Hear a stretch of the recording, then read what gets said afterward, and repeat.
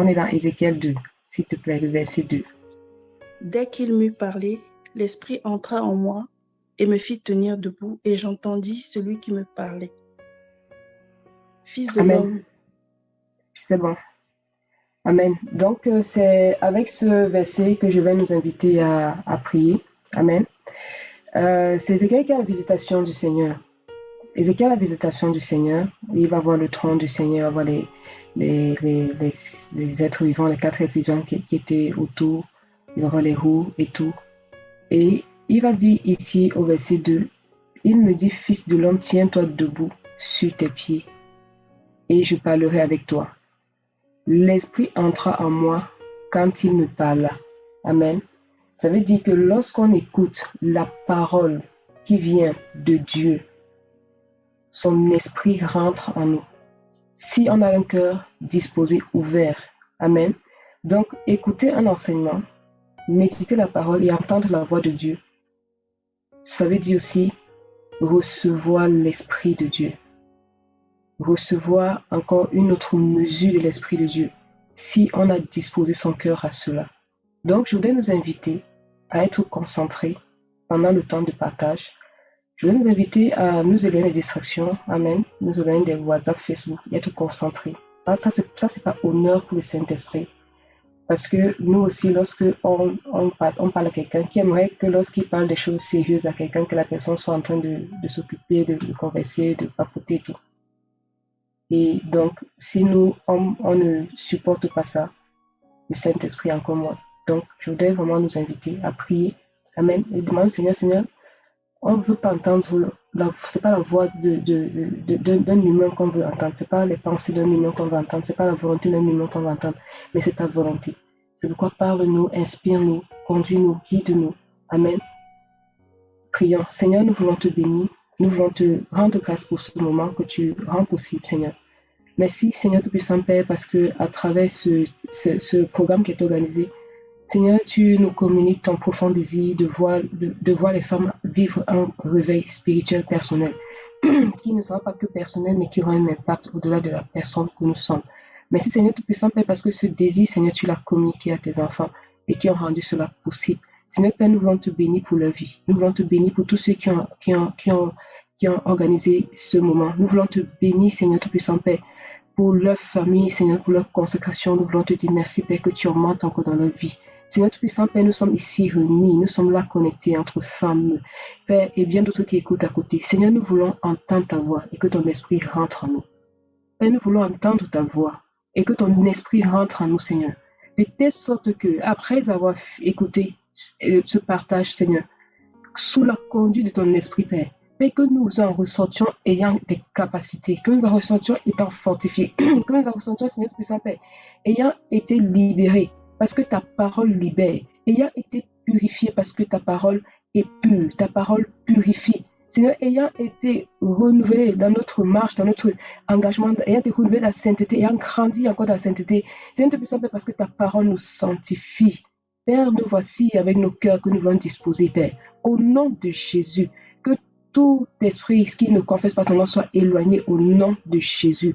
Que toutes les manigances de l'ennemi pour pouvoir empêcher tes enfants de pouvoir écouter ta parole qui vient de toi soient nulles et sans effet maintenant au nom de Jésus. Ta parole est puissante, Père, pour amener nos pensées captives à l'obéissance de ta parole, Seigneur Père. Et nous sommes là encore pour expérimenter, Seigneur, ce que tu as prévu pour nous. Nous sommes là pour vivre, nous sommes là pour recevoir, Père. Nous sommes là pour recevoir. Nous voulons que ce soit un moment que tu fructifies, Seigneur Tout-Puissant Père, dans nos vies. Nous voulons que ce soit un moment, Seigneur Tout-Puissant Père, où cette semence qu'on reçoit, Seigneur, produit 30, 60, 100 pour la seule gloire de ton Saint-Nom. Et que nos vies soient changées. Seigneur, donne-nous cette parole qui va nous changer. Seigneur, ça avait 300 hommes que Gédéon a vaincu les Madianites et nous avait 32 000 hommes. Seigneur, que chacun reçoive la portion, Père, que tu as prévue pour lui. Que chacun reçoive la portion que tu as prévue pour elle. Au nom de Jésus, nous te bénissons, Seigneur. Tu as encore contrôle de ce moment. Nous te donnons encore le contrôle de ce moment, Père, pour la seule gloire de ton nom. Amen. Alors, le réveil spirituel personnel dans la vie d'une femme disciple de Jésus. Que ce thème est si bien formulé. Si bien formulé. Alors, pourquoi ce thème est si important? On me suit toujours, c'est bon, le rythme est bon. On peut me répondre en commentaire. Hein. Si on m'entend toujours. Pourquoi ce thème est si important? Je monte un peu le volume. Ok, c'est bon comme ça. Hein? D'accord. Si jamais c'est bas, n'hésitez pas à me le faire savoir. Donc, pourquoi ce thème est si important? Pourquoi c'est si important que chacun de nous expérimente ce réveil spirituel de façon continue? Notre sœur nous a dit hier que la conversion, c'est le premier réveil spirituel qu'on expérimente. Ça veut dire qu'au cours de notre marche, il faut qu'on augmente, on vive encore des réveils et des réveils et des réveils, et on verra que c'est totalement biblique. Amen. Alors, en plus de pouvoir de ressortir le fait que ce thème est l'importance de ce thème, en quoi nous sommes concernés, en quoi nous sommes très concernés, on va essayer de ressortir à quoi va servir un réveil spirituel personnel. À quoi ça sert? Ça sert à quoi? C'est utile à qui? D'accord. Alors, c'est quoi aussi ce réveil spirituel et comment est-ce que cela va se manifester dans notre vie de tous les jours? Comment ça se manifeste? Comment c'est qu'on vit un réveil spirituel personnel? Comment on le sait? Alors, donc, on va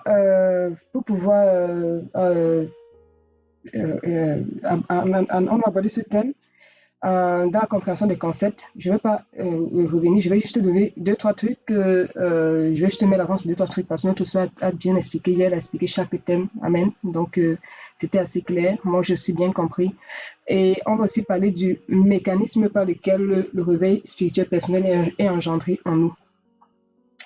On va aussi étudier est-ce que le réveil spirituel personnel dans la vie d'un disciple concerne autant les femmes que les hommes ou ça concerne plus les hommes que les femmes? Ça aussi, c'est une question à se poser. Lorsque le Seigneur nous appelle à être les disciples, pour les femmes, c'est jusqu'à quel niveau? Et pour les hommes, c'est jusqu'à quel niveau? Est-ce que le Seigneur a mis quelque chose qui nous limite? Ou alors c'est nous qui nous limitons? Et dans la limite qu'on peut se poser, on peut vivre une petite vie chrétienne. Une petite vie chrétienne. Sans jamais rentrer dans l'accomplissement des œuvres que le Seigneur avait prévues pour nous. Donc, c'est pour ça que c'est important aussi qu'on en parle. On va parler, si le temps nous permet, de l'impact du réveil spirituel personnel dans la vie d'une femme de l'ancienne alliance. Amen. Déborah ou Aksa. On verra si c'est possible. L'impact du réveil spirituel personnel.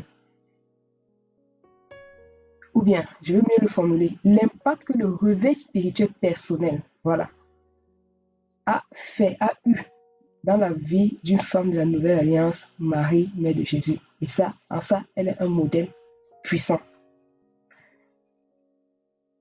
Ensuite, si on a encore la possibilité, on parlera de l'impact que le réveil spirituel personnel a eu dans la vie d'une femme hors de la parole, dont le nom est, je garde ça pour la fin, si on y arrive. Amen. On pourrait aussi peut-être parler du mécanisme de transmission d'onction à étudier deux cas. À étudier le cas de deux femmes dans la parole, entre femmes. D'accord. Et donc, ma prière est que à la fin de ce partage, Amen, que le Seigneur nous aide nous-mêmes à nous débloquer là où on s'était bloqué, là où on s'était limité. Parce que le Seigneur, à chaque fois qu'il opérait les miracles, il disait que cela te soit fait selon ta foi. Il ne disait pas que cela soit fait selon ma capacité, mais selon ta foi, selon ce que tu penses que je peux faire, selon ce que tu penses, tu vois que je suis capable de faire, capable d'accomplir, capable d'exaucer, il te sera fait ainsi. Ça veut dire que si nous, le vase que nous sommes, nous changeons, si notre foi change, si on a les bons paramétrages, amen, si on est bien recalibré, ça fait que on va expérimenter plus de choses. D'accord? Et en tant que femme, c'est un challenge parce que on n'a pas souvent vu beaucoup de femmes qui excellent dans l'onction, dans la parole, dans la louange, on en a souvent vu. On a parfois été enseigné, je ne sais pas, peut-être parce qu'on a trop limité parfois les femmes, ça fait que ça a eu un impact sur nous. Ça dit que même quand on prend la parole pour méditer, il y a certaines profondeurs qu'on se dit qu'on ne peut pas acquérir. Parce qu'en fait, on ne nous a pas aussi souvent dit que c'était disponible pour nous. Donc, parfois, c'est cet ensemble de blocages qu'on a qui fait qu'on n'a pas accès à une certaine compréhension de la parole qui pourtant est à notre portée. Et donc, ma prière ce soit ce que le Seigneur nous débloque et que nous puissions comprendre qu'il y a des choses que le Seigneur veut que sa parole, chaque mot de sa parole, que nous le comprenions. On n'aura pas tous les mêmes profondeurs, mais on aura quand même les profondeurs qui nous donnent. C'est-à-dire qu'au fur et à mesure qu'on aura soif, le Seigneur va toujours nous abreuver, il va toujours nous abreuver, il va toujours nous abreuver. Amen. On a ce mécanisme-là avec Agar et Ismaël. On a ça qui reçoivait Agar et Ismaël. De l'outre d'eau, ils sont passés de l'outre d'eau au puits d'eau. Il y avait la femme samaritaine, le Seigneur dit, allez, là on n'est plus au puits de Jacob, maintenant la source jaillissante. Donc ça sont les niveaux de soif. Au fur et à mesure qu'on grandit dans la soif, le Seigneur étanche. Donc c'est une affaire plus de soif que de sexe. Donc ensuite, ma prière c'est que le Seigneur suscite en nous le besoin. C'est qu'on voit le besoin d'être réveillé, de vivre ce réveil-là continuellement. De vivre ce réveil continuellement. Et ensuite, que ce réveil spirituel personnel qu'on commence à vivre personnellement, ne s'arrête pas à nous. Du moins, ça ne peut pas s'arrêter à nous. Mais ça devient dans la vie des autres des sémences. Ça devient quelque chose qu'on communique à d'autres personnes. Amen. On commence à impacter autour de nous, à communiquer notre feu, à communiquer notre amour de la parole, notre amour de Dieu, à être différent, à être enflammé, à être joyeux, à être amoureux de Dieu, un amour qui se communique aux autres. Donc, c'est ce que je prie que le Seigneur produise en nous à la fin de ces 3 jours où on écoutait des femmes sœurs déjà depuis avant-hier nous partager des trésors de la parole dans un feu.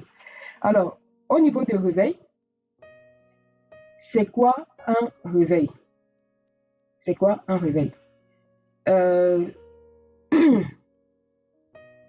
Alors, lorsqu'on parle de réveil, une définition biblique que j'ai vue, c'est le passage du sommeil à l'état de veille. Ça, c'est la définition biblique que le dictionnaire donne. Mais ça m'a tellement parlé. C'est-à-dire qu'il dit, c'est le passage du sommeil, non pas l'état d'activité, non pas l'état d'activisme, mais à l'état de veille. À l'état de veille. Et ça nous fait penser à quoi? Ça nous fait penser à ce que le Seigneur dit dans Marc 13, 37 qui dit quoi? Ce que je vous dis, je le dis à tous. Faites quoi? Ce que je vous dis, je le dis à tous. Veillez. On est d'accord? Ce que je vous dis, je le dis à tous. Veillez. Il n'a pas dit, soyez dans l'activité. C'est pas pour dire qu'on n'est pas dans l'activité. Hein. Mais je me rendais compte qu'on peut dormir et être dans l'activité. Est-ce que vous savez que même physiquement c'est possible? Vous pouvez voir quelqu'un qui dort et on lui est en train de se débattre. Il est actif, hein, mais il est dans le sommeil. Il est actif, mais en étant endormi. Donc, notre zèle à sauter ici, sauter là-bas et tout, c'est pas ça qui nous fait comprendre qu'on est réveillé. Parfois, tu peux avoir le zèle à pas sortir, prêcher, chanter, tout ça là, mais t'es endormi. Donc, du coup, la définition française nous dit, on quitte du sommeil en état de veille. Ça rejoint parfaitement ce que le Seigneur disait. Veillez. Veillez. Pourquoi? Parce que regardons l'état d'une personne qui veille. Une personne qui veille, c'est une personne qui est lucide, d'accord? On lui parle, la personne entend. Or, une personne endormie n'entend pas. C'est pour ça que notre grand frère, Jacques dit souvent, quand il y a des gens qui viennent parfois le voir, il a souvent des zooms, hein, pour attendre de lui des prophéties, un truc du genre. Et puis il va dire, ok, la dernière fois que tu as eu une vision, c'était quand? Parce que celui qui est éveillé voit. Là où tu es la femme, qu'est-ce que tu as entendu? Qu'est-ce que tu as vu? Dieu te dit quoi? Dieu t'a dit quoi? La dernière fois que Dieu t'a parlé, c'était quand? D'accord? On commence déjà à diagnostiquer si on est éveillé.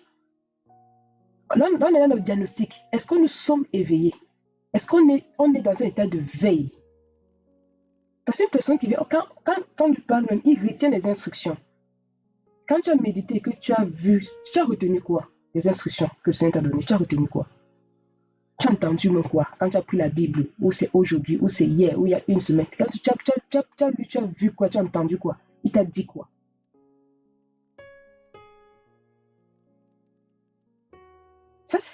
Ici, les gens, on a déjà un premier examen pour savoir est-ce qu'on a besoin d'un réveil spirituel personnel. Dieu t'a dit quoi? Il te dit quoi? Là où tu es actuellement, la volonté de Dieu pour ta vie, c'est quoi? On peut sauter de zoom en zoom, hein, mais finir toujours vide. Il n'y a rien entendu. Il a fini un zoom. La seule chose qu'on a retenue, c'est que c'était fort. Qu'est-ce qu'on a dit? Tu ne sais pas. Tu ne sais pas. Est-ce que tu es éveillé? Si tu finis un zoom, tu peux pas dire ce qu'on a dit. Est-ce que tu es éveillé? Est-ce que tu es éveillé? On va utiliser d'autres manifestations du besoin de réveil spirituel.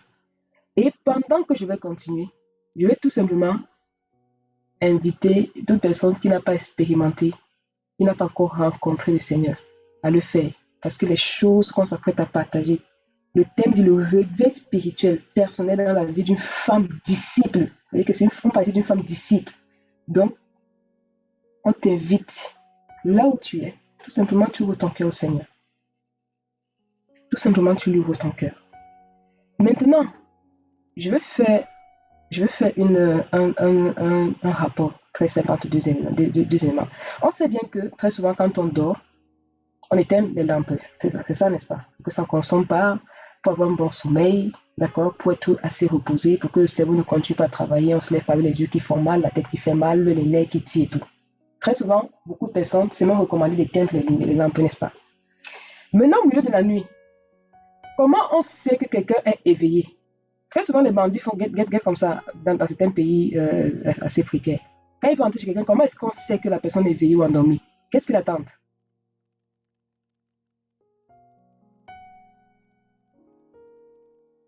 La lumière allumée.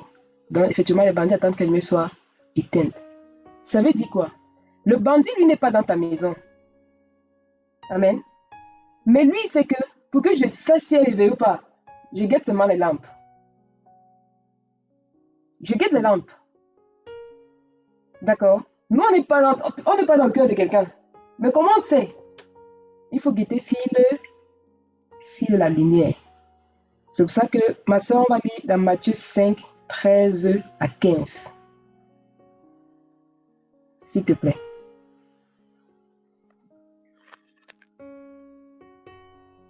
Matthieu 5, à partir du verset 13. Vous êtes le sel de la terre, mais si le sel perd sa saveur, avec quoi la salera-t-on?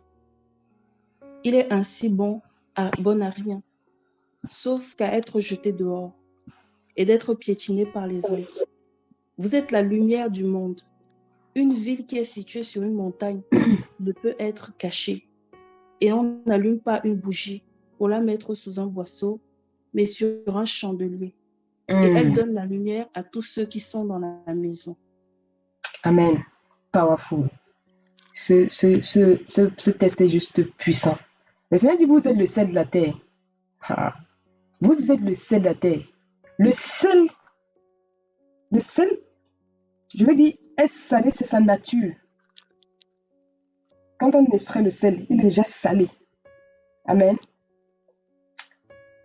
Mais la lampe, elle n'est pas allumée par nature. Est-ce qu'on comprend?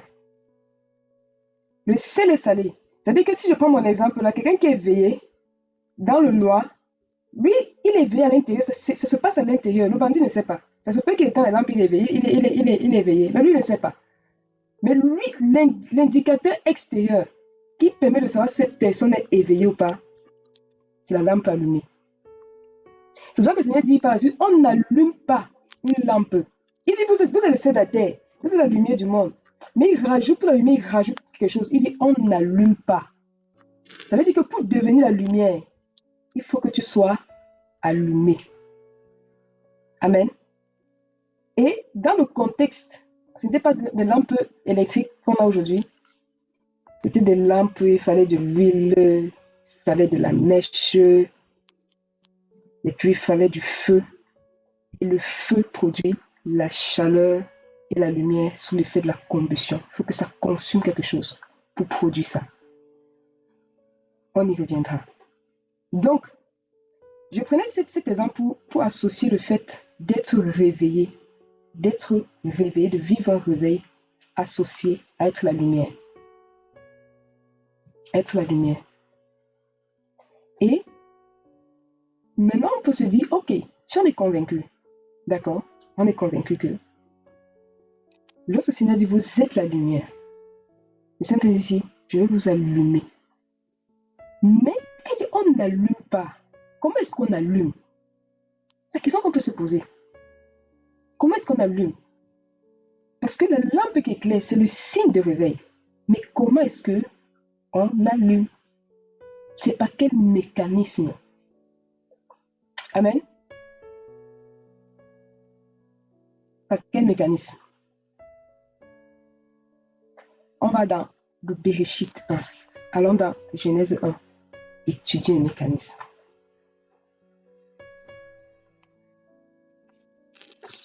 Et avant que tu ne lises, je vais faire un truc pour pouvoir davantage nous impliquer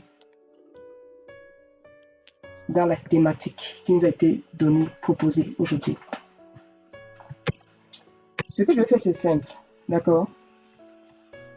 Je vais essayer de donner quelques éléments qui montrent que on a besoin d'un réveil spirituel personnel.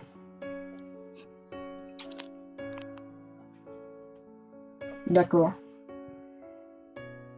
Avant qu'on puisse rentrer, on a besoin d'abord de savoir est-ce que là, on a besoin de continuer à parler des symptômes, voir.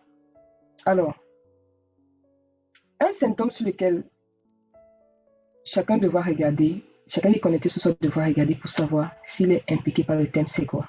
C'est que tes temps, on va guetter d'abord premièrement la prière.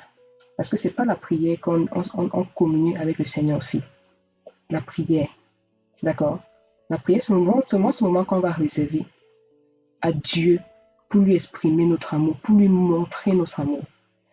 Si on est tous des adultes, on a tous passé l'âge adolescent, on a un jour aimé. Et tout le monde sait que quand tu aimes quelqu'un, ou bien si quelqu'un te dit, on est des femmes, on suppose, on est toutes des femmes là. Si quelqu'un te dit qu'il t'aime et qu'il ne t'accorde jamais du temps, est-ce que tu vas croire à cet amour-là? Est-ce que toi tu vas croire bien il t'accorde 5 minutes vite en passant, pendant 5 minutes là, il pense à 15 000 choses.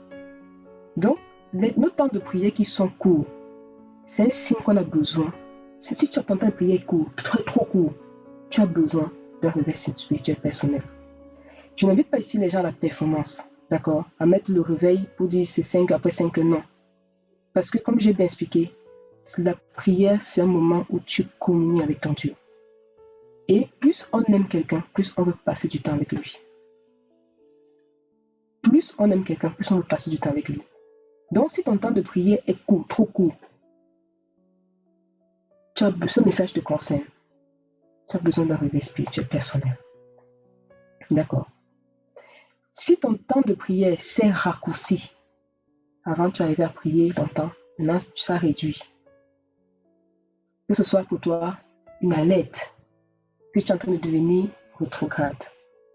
Ça veut dire qu'il y a d'autres choses qui ont commencé à venir effriter, grignoter l'amour que tu as pour ton Dieu. C'est un signe d'un besoin de réveil spirituel personnel. Les moments de prière qui ne sont pas fréquents. Les moments de prière qui ne sont pas fréquents. On prie le matin, on oublie de prier le soir, on prie à midi, d'accord? Ou alors, c'est pas planifié. Je crois que nos frères nous ont souvent beaucoup assez recommandé d'avoir des heures fixes. Ou alors aussi, on planifie et on ne respecte pas. Et on n'a même pas un profond regret. Quand on est dans nos relations amoureuses là, si tu as donné rendez-vous au gars à 10 heures et que tu as oublié, tu t'excusais à légère ou bien tu t'excusais vraiment si tu l'aimais vraiment, c'est quelqu'un qui t'a dit que tu vas passer ta vie. Parce que c'était, j'ai oublié, ben, la vie continue. Ah Seigneur, j'ai oublié de prier à 10 heures, ben, rendez-vous à 15 heures, sans aucun regret. Donc, si ça t'arrive, sache que le Seigneur est en train de demander, le Seigneur est en train de t'interpeller à revenir à ses pieds pour qu'il t'allume. Amen. Pour qu'il allume encore, pour qu'il augmente lui, pour que ta lampe brille un peu plus, beaucoup plus. D'accord. Il y a aussi un autre signe. D'accord. Ceci, notre attitude face à la nourriture. La nourriture est liée aussi à notre consécration. Notre comportement de la nature fait que on peut aussi voir si on a grandi la maîtrise de soi et tout. Si avant tu avais assez de patience pour pouvoir prier avant de manger, que maintenant tu bâcles ça comme ça. Tu bâcles ça comme ça. Donc, ça aussi, il faut aussi s'arrêter et voir, il y a un besoin. Ça veut dire que la chair est déjà en train de dominer sur l'esprit. Il y a un besoin que la chair soit assujettie et que l'esprit soit libéré pour que tu puisses davantage t'épanouir dans la présence de Dieu. De telle sorte que le Seigneur peut même te dire, ne mange pas, va prier. Ne mange pas, il faut jeûner. Parce qu'il sait que ce jeûne-là, à travers ce jeûne-là prévu, parce que le jeûne nous aide à ce que notre voix soit entendue d'en haut. C'est-à-dire que le Seigneur veut bien exaucer, il veut faire quelque chose. Il pointe du doigt, ma fille, aujourd'hui là, il ne faut pas manger. Mais si tu as rétrogradé, d'accord, tu vas voir que tu auras de la peine, tu vas quand même manger un peu, tu vas faire un truc, mais tu vas satisfaire la chair. Donc ça c'est un signe aussi. Ça, c'est un signe. Donc, maintenant que je parle, chacun essaie d'examiner. Pardon. Chacun essaie d'examiner sa vie. D'accord?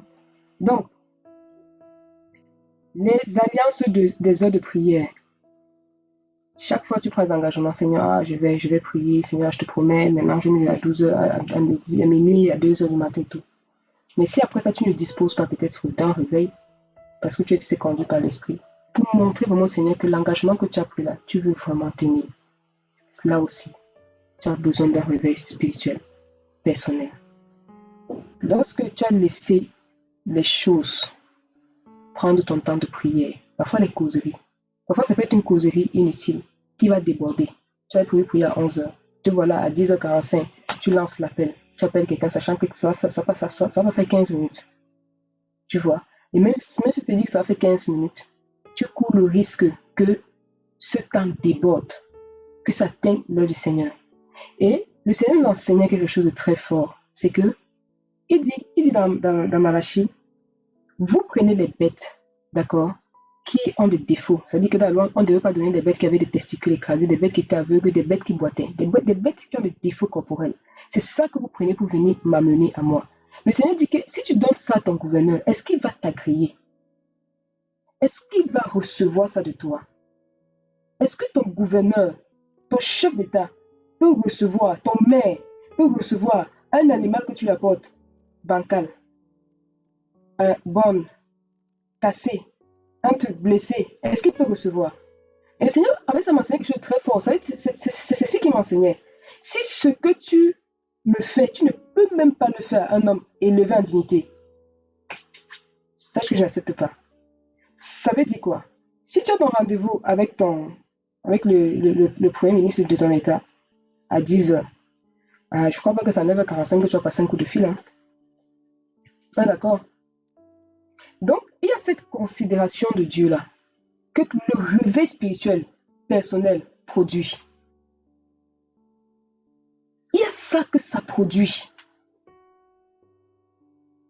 C'est pour ça qu'il disait que ce n'est pas sauter dans toutes les activités qui veut dire qu'on est réveillé spirituellement. Je vous assure, c'est même pas partager comme je partage là. Si je finis partager comme ça et que je n'honore pas mon Dieu, je vous assure, ça là, c'est la preuve que je peux finir partager comme ça. Parce que la chair peut dire aussi les bonnes choses. Hein. Ne crois pas qu'on donne toutes les bonnes prédications dans l'esprit, non. Tu peux même pas, tu vois quelqu'un même qui a fait sa théologie là comme ça, il ne croit même pas. Il te prend, il te sort les trucs, comme il dit yes. Mais parfois, je ne sais pas que tous ceux qui ont fait la théologie ne sont pas conduits par l'esprit. Non, mais non. C'est pour dire que parfois, une certaine connaissance, une certaine base de données, on peut sortir certaines choses. Mais si je finis là comme ça et que je n'ai aucun honneur pour Dieu, je ne suis pas réveillé spirituellement. Je ne suis pas réveillé spirituellement. Pas du tout. D'accord? Donc, ça va aussi nous aider, nous retarder dans la manière dont on considère les choses. Je ne suis pas réveillé spirituellement. Si ce que tu ne peux pas faire à ton gouverneur, tu le fais au Seigneur. Un autre signe, c'est quoi? Donc, on a besoin d'un réveil spirituel personnel.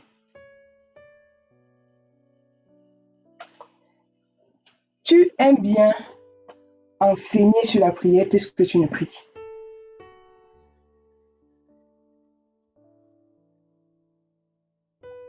Aimer enseigner les gens sur la prière, puisque toi-même tu ne pries. Aimer dire aux gens peut-être la prière, non. La prière ouvre le ciel. La prière est puissante. C'est quand tu finis comme ça, on dit, ok, donne-nous un témoignage de la prière puissante là que tu as expérimentée et que tu n'as pas. Acte 1, verset 1. C'est un passage que j'aime. Et quand je m'ai enseigné dessus, ça m'a cadré. Luc dit, il écrit à Théophile. Il dit, j'ai écrit dans mon premier traité au Théophile des choses que Jésus a fait et enseigné. Les choses qu'il a faites et qu'il a enseignées. Donc, un signe que tu me regardes aussi, c'est que tu vas enseigner sur la prière, toi-même tu as expérimenté la prière.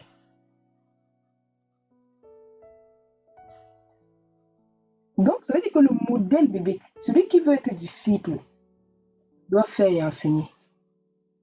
Si je viens t'enseigner quelque chose et que tu n'as pas encore fait, n'enseigne pas. Fais d'abord. Amen. Comme ça là, ça aura plus de vie. Fais d'abord. Quand ça marche, viens nous dire j'ai fait ça, marche. Ça marche. On a souvent vu des femmes, des gens parfois dans le couple, ça ne va pas. Ils sont seulement dehors en train de conseiller les gens. Ils sont dehors, ils vont conseiller les gens. Des choses qu'ils n'ont pas, qu'ils n'expérimentent pas. Ça peut apporter de vie. Il faut faire. Ça, c'est un verset, je vous donne ce verset-là. Moi, ça m'a cadré. Et dit, Seigneur, merci, c'est bon. Quand tu m'enseignes, dis, ok, amen, je fais. Maintenant, je vais enseigner. Rien fait.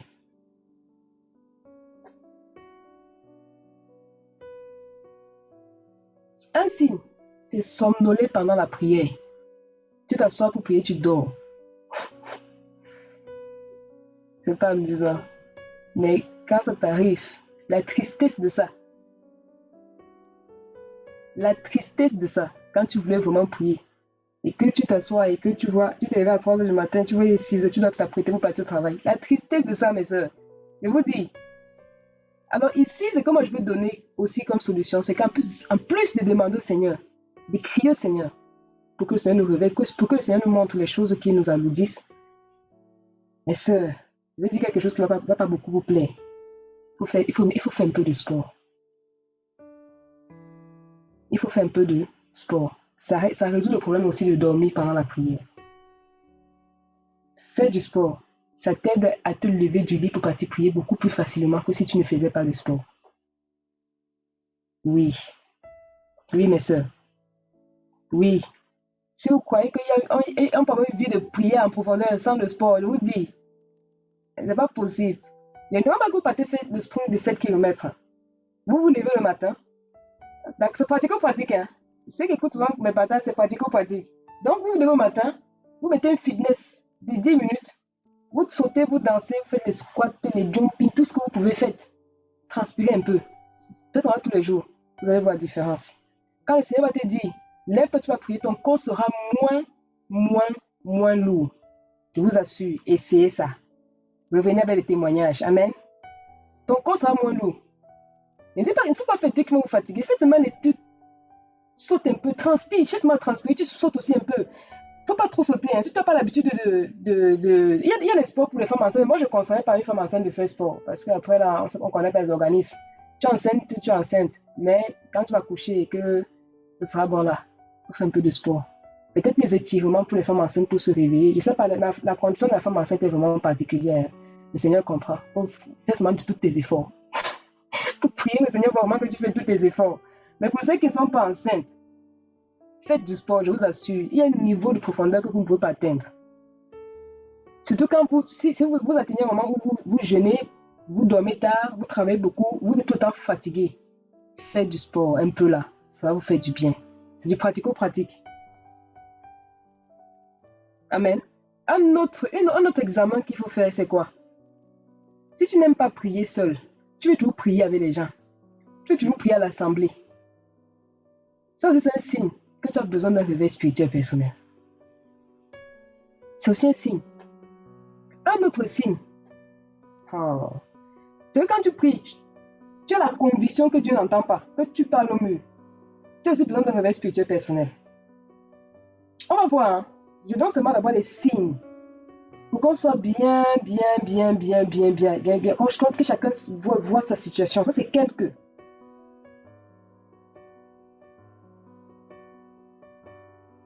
D'accord. Un autre signe aussi qui montre que tu as besoin d'un réveil spirituel personnel, c'est quoi? C'est que tu viens aux rencontres de prière, de partage, tu n'es pas disposé, tu n'es pas préparé. Tu n'es pas consciente que je m'en vais à un endroit où le Seigneur va me parler. Je veux être disposé, Seigneur. S'il n'y a pas cette préparation-là, c'est-à-dire que ce soit même ton moment de prière personnelle, comme je disais, ce n'est pas à 9h45 que tu vas passer des coups de fil de plaisanterie. Si c'est peut-être une question pour la parole, ça va dans le même sens encore. Mais si tu as basculé dans la chair complètement et que tu viens te mettre, tu veux switcher, tu vas voir, ça, pas possible. C'est une chose aussi qui fait qu'on peut écouter beaucoup d'enseignements et ça ne produit pas les fruits. Parce que quand on vient aux enseignements, on n'est même pas conscient qu'on s'en va, qu'on s'assoit, le Saint-Esprit nous enseigne. D'accord. Regardons la dose d'enseignement qu'on reçoit. Regardons la concentration de ces enseignements-là. Normalement, on devait avoir beaucoup plus de fruits. On devait être beaucoup versé dans les Écritures. Parce que le maître transmet à l'élève ce qu'il est.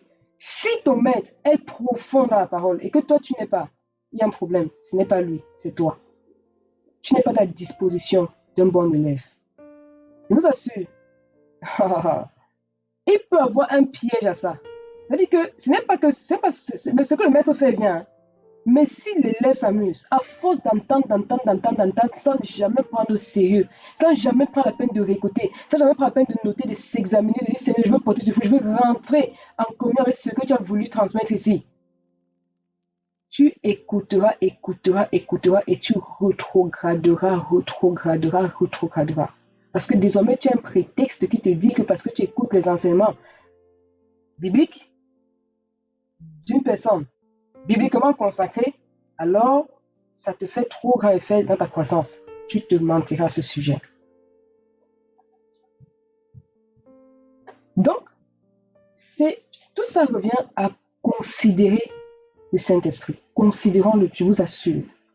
Faisons l'effort de le considérer. C'est-à-dire que prie, Seigneur, je veux ta crainte, je veux la sagesse. La parole nous dit que lorsque tu vas acquérir la sagesse, tu acquiers le discernement, alors tu atteindras la crainte de Dieu. Quand les lui dit Seigneur, waouh, la sagesse. La sagesse. La sagesse. Oh. Si tu ne sais pas comment te servir la sagesse, dis d'abord Seigneur, je ne sais pas. Mais je demande d'abord, pendant que je demande, dis-moi quoi ça me servir. Dis-moi l'impact de la sagesse. Quand j'ai lu ça, je pense que c'est dans Proverbe 3 ou Proverbe 2. Mon fils, si tu recherches la sagesse, tu acquiers l'intelligence. Alors tu atteindras la crainte de Dieu. Il a dit, c'est bon Père, j'ai compris. Parce que chaque fois que je demande la crainte là, j'ai compris la sagesse. Amen. La sagesse. Cherchons ça. Je vous assure. Pour considérer le Seigneur. Parce que la crainte de Dieu, c'est le commencement de la sagesse. C'est-à-dire quand la sagesse est là, la première chose qu'elle t'enseigne, c'est craindre Dieu. C'est craindre Dieu. Oh, la sagesse, la parole nous dit que l'esprit nous parle de l'esprit de sagesse. L'esprit de sagesse. L'esprit de sagesse. L'esprit de sagesse. C'est quelque chose qui doit se poser sur nous. Ça nous éveille comme ça là. Pour rechercher le Seigneur. Pour rechercher la crainte de Dieu. Pour rechercher sa volonté. Pour rechercher son règne. Pour atteindre ce règne. Pour que ce règne-là vienne à nous. Un signe, c'est que tes prières sont remplies de moi. Voilà pourquoi j'ai dit vous demandez, vous recevez pas parce que vous demandez mal. Merci. Proverbe 2, effectivement. Merci beaucoup, ma soeur Mouna. Donc, des prières remplies de moi. Oh Seigneur, donne-moi l'onction. Oui, pour faire quoi avec? Le Seigneur dit qu'il ne met pas le vin nouveau dans les outres vieilles. Je vous assure. Quand tu comprends ce procédé-là, tu comprends que non. Ce n'est pas toi qui vas démarrer le vin nouveau là. Dès que le vase change, le vin nouveau est là. Automatiquement, pour atteindre la croissance en grâce, il faut grandir en sagesse. Il faut grandir en statut. Grandir en statut là, c'est ça qui est dur. Parce que c'est ça qui va te tuer. Tuer ton toi, ton moi. D'accord? Les prières qui concernent les choses matérielles, c'est donne-moi, donne-moi, donne-moi, donne-moi, donne-moi, donne-moi, donne-moi, donne-moi, donne-moi, donne-moi. Mais où sont les besoins de Dieu dans tes prières? Quand il y en a, c'est vite fait claquer du doigt. Parce qu'en permanence, tu focalises sur tes besoins, sur ce qui te manque, sur ce qui te manque, ce qui te manque, ce qui te manque, mais jamais même sur ce qui te manque spirituellement. Ah Seigneur, j'ai besoin d'une voiture, j'ai besoin d'une maison, j'ai besoin. Et quand tu pars à l'assemblée, tu vois une soeur qui a l'onction. Oh Seigneur, j'ai besoin d'onction, Seigneur, mon rôle c'est quoi? Mon rôle c'est quoi, Seigneur? Maintenant, si je te sème ma quoi, Seigneur? Mon appel c'est quoi, Seigneur? Mais quand le Seigneur va venir te voir, ok, c'est pourquoi tu vois qu'en grattant, en fait, c'est la convoitise qui t'a poussé à cette prière-là. Tu n'es pas réjoui le cœur de Dieu. Parce que si c'était réjoui le cœur de Dieu, c'est que tu chercherais d'abord connaître Dieu dans sa parole. Dis Seigneur, me voici un instrument de mais qu'est-ce que tu veux? Façon mon caractère. Telle sorte que quand tu me regardes comme ça, tu rends un bon témoignage de moi comme tu rends un témoignage de Job.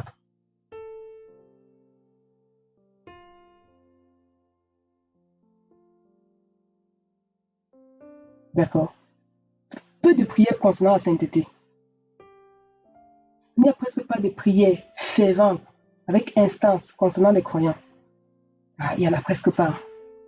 Parce que très souvent, les femmes, j'espère que si on entend, je vais parler de ça, du fait que lorsqu'on ne couvre pas les fautes des gens et qu'on est toujours prêt à les exposer, ah tu sais, telle là, la soeur là, le frère là, tu sais qu'il est tombé, tu sais que si on va revenir dessus en détail pour voir ce que cela a comme effet dans nos vies. Le fait de ne pas couvrir les fautes des gens, quand on l'amour pour les gens, le fait de ne pas couvrir les fautes des gens, mes soeurs, je vous dis, si vous avez l'habitude de parler de ce que les gens font, ce qu'ils ont fait mal, de grâce, il faut arrêter, c'est urgent. Non seulement ça va vous éteindre spirituellement, mais le Seigneur va maudire vos œuvres. Je ne raconte pas des histoires. On voit ça dans Genèse 9, avec Noé. Parce que Cham n'a pas couvert la nudité de son père, qu'il est parti en parler. Son père l'a maudit son Canaan. Canaan, c'est l'image de ses œuvres. Et je peux vous donner comme exemple. Je fais un brief, je passe vite. Parce que ce domaine-ci concerne trop les femmes. Trop les femmes. Et c'est aussi une des choses qui fait qu'on ne voit pas les femmes progresser. Moi, je comprends aussi le besoin que les femmes organisent un truc comme ça pour qu'entre femmes, on s'encourage. Je vous assure, il faut sortir de là. Il faut sortir de là en courant. Il faut sortir de là en courant. Même si tu sais que tu veux parler de la faute d'un frère, comme la parole dit, si ton frère, tu le reprends, il n'écoute pas, tu vas chercher des personnes à qui tu vas parler. C'est-à-dire que ce sont d'abord les personnes que le Seigneur va t'inspirer, puis il va vers eux. Vous allez prier, jeûner pour la personne. Ce ne sera pas des papotés, commérages, les faits divers. Noé a maudit Canaan. Il n'a pas maudit Cham. Il a maudit Canaan. Je vous assure, c'est trop fort. Regardez les ministères de dénonciation. Regardez-les. Ils travaillent toujours comme Cham. Ils continuent de travailler comme Cham. Mais regardez leurs fruits. Regardez le Canaan. Canaan est comment? Canaan est maudit. Canaan est maudit. La femme qui mouchade, la femme qui commet, elle maudit ses enfants. Elle maudit le fruit de ses prières. Elle maudit le fruit de son travail. Elle le maudit. Je vous dis. C'est biblique. Ça nous concerne, nous les femmes. Vous savez qu'on peut voir des femmes qui prient le plus, hein? Mais où est la vie? Parce qu'elle finit de prier là. L'appel, commérage. Tu te maudis. C'est que tu te maudis ce que tu vas faire. Même ton travail, tu maudis. Tout ce que tu vas produire, tu maudis. Oui. Quand le Seigneur maudit quelqu'un aussi, il maudit ses fruits. Et un autre exemple biblique, Caïn. Lorsque Caïn va tuer Abel, il n'avait pas de fils. Le Seigneur maudit quoi? Le Seigneur maudit la terre. Il a dit que la terre ne va plus te donner ses fruits. Ça veut dire qu'il a maudit les fruits de Caïn. C'est-à-dire que Caïn devait travailler, mais la terre ne devait plus lui donner. Son travail était maudit. Est-ce qu'on comprend? Je fais une parenthèse parce que ça nous concerne, nous les femmes. Oui, ma soeur, sois délivrée si c'est ton cas, sois délivrée. Si tu considères un tout petit peu la peine que tu te donnes à travailler, faut fuir ça. Faut fuir ça. Faut fuir ça. Tony, est-ce que tu as pris? Est-ce que tu as pris? Est-ce que tu as pris? Moi, je me suis repentie. Vraiment. Je vais lire un peu dans Genèse 9. D'accord. Je vais lire dans Genèse 9 rapidement. Et Noé commença à être cultivateur et planta une vigne. Il but du vin et s'enivra.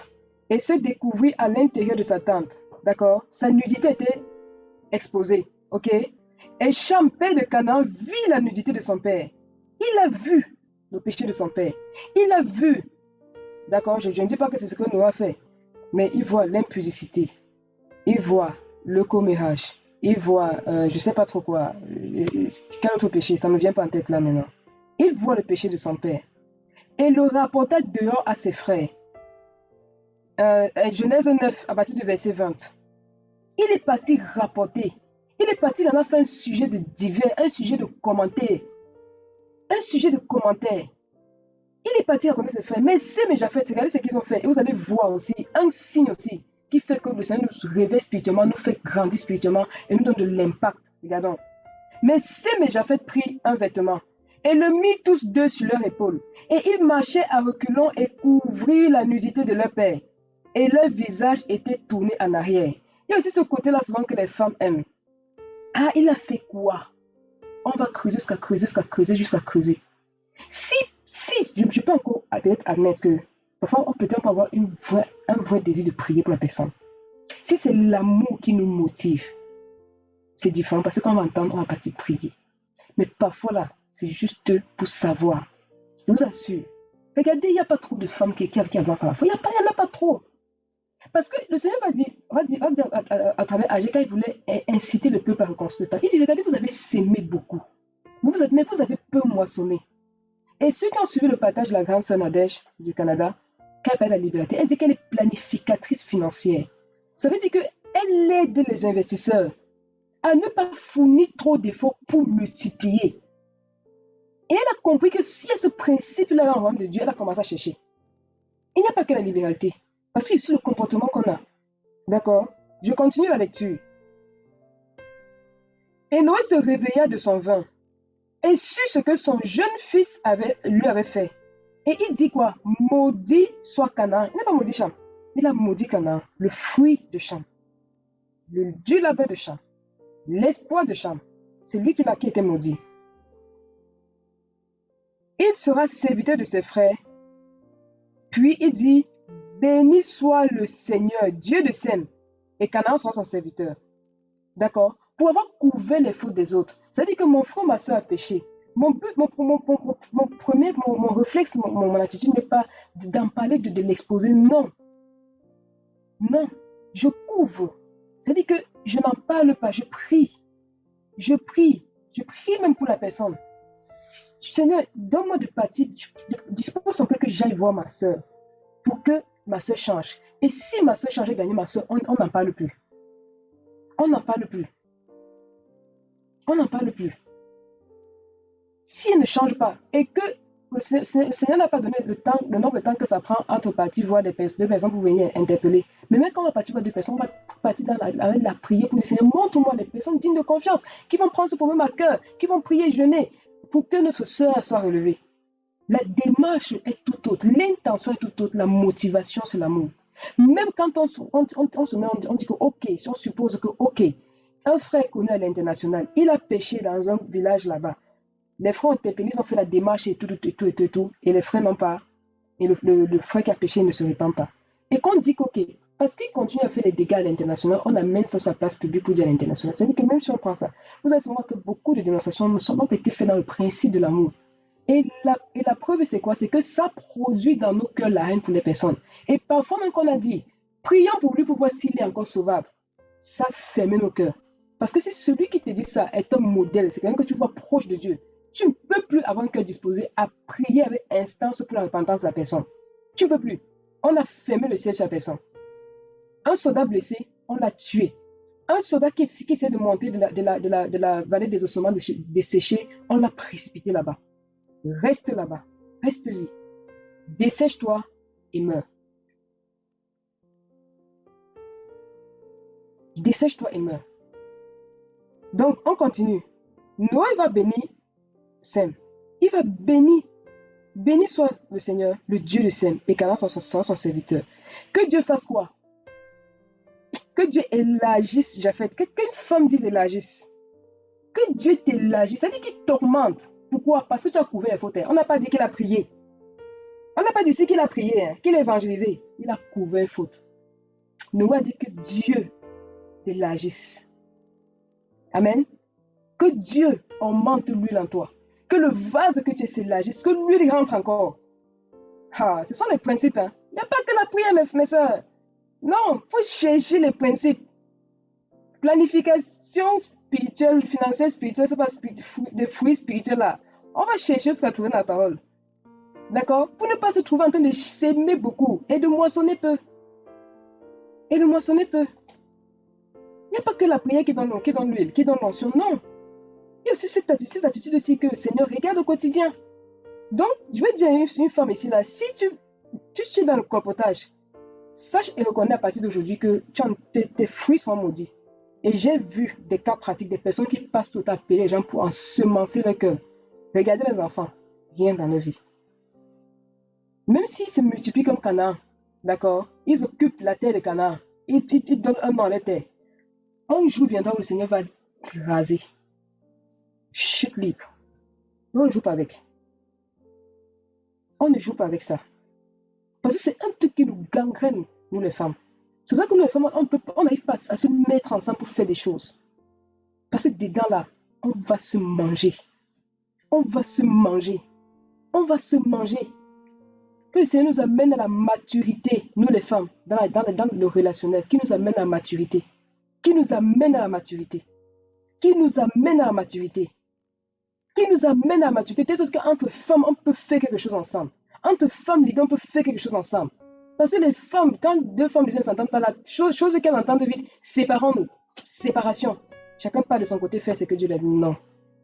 Moi, j'ai vu deux frères, deux modèles de collaboration. Moi, j'ai vu qu'il y a pour ceux qui ne sont pas d'accord, mais ils se collaborent toujours. Je dis, Seigneur, pourquoi nous les femmes, on n'a pas ça? Pourquoi nous les femmes, on n'a pas cette maturité-là? Deux frères, le frère Jacques, le frère Clément, chacun a son œuvre, ils collaborent. Quelle maturité. Je trouve ces frères matures. Est-ce qu'on peut tirer exemple parfois de nos frères? Est-ce qu'on peut les regarder pour tirer exemple d'eux?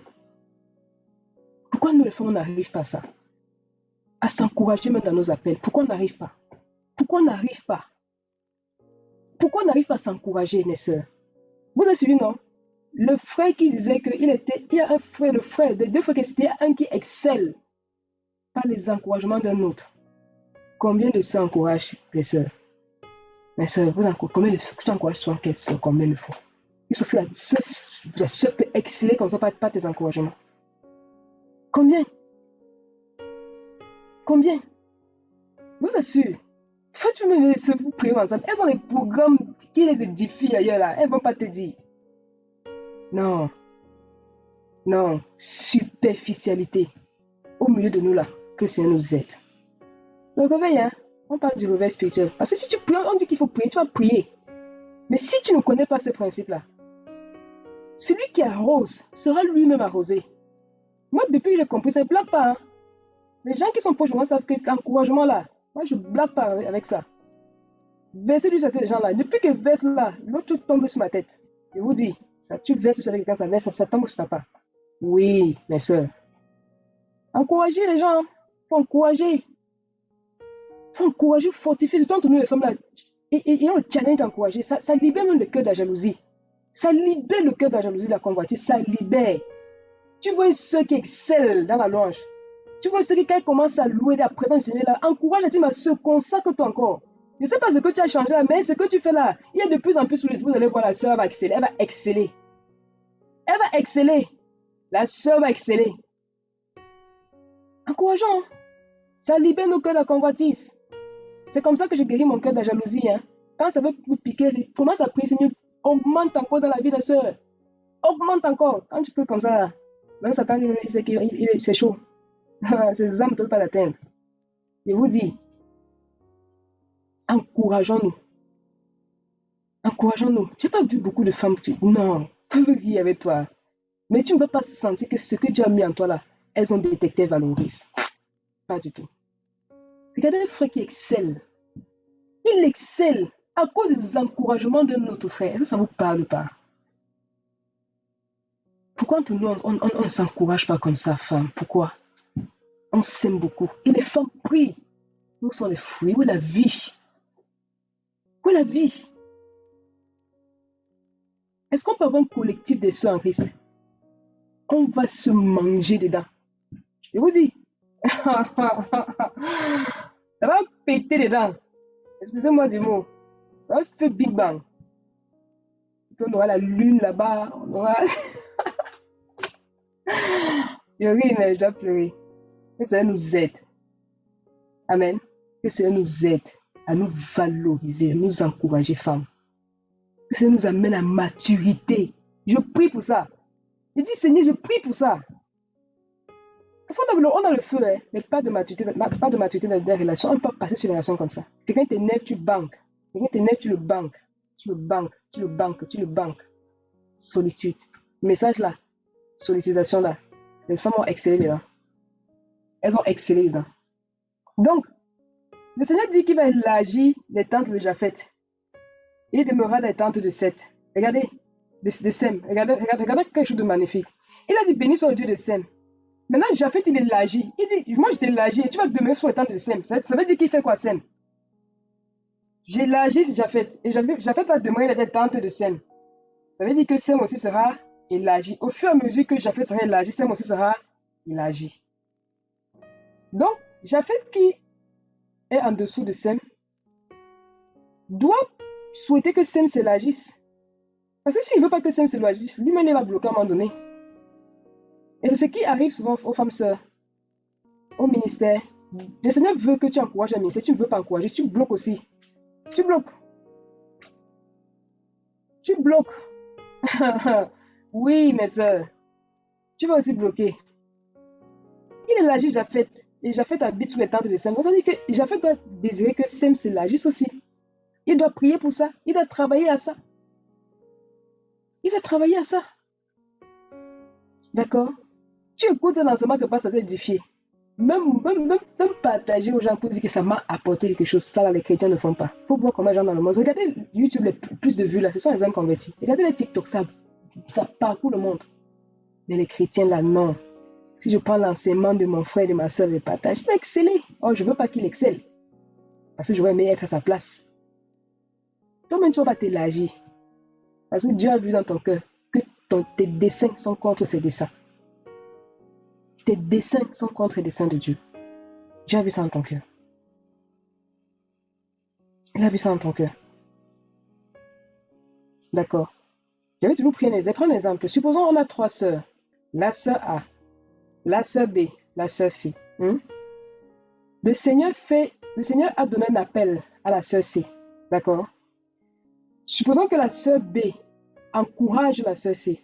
Prie pour elle. L'encourage avec des paroles. L'encourage autant qu'elle peut. S'investir autant qu'elle peut, même dans son appel. Même pour l'aider, même pour les conseils et tout. Et supposons que la sœur A, elle a que faire.